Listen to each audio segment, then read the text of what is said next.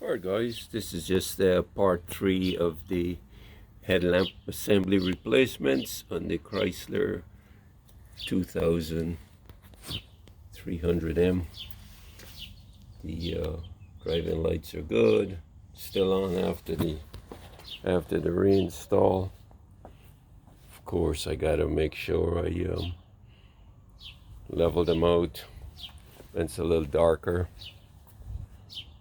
They look as though they're falling in the same location right now, so driver's side a little lower to the ground, that's good.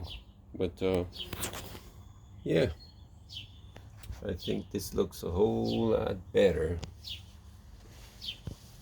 than those fogged up headlamps I had there.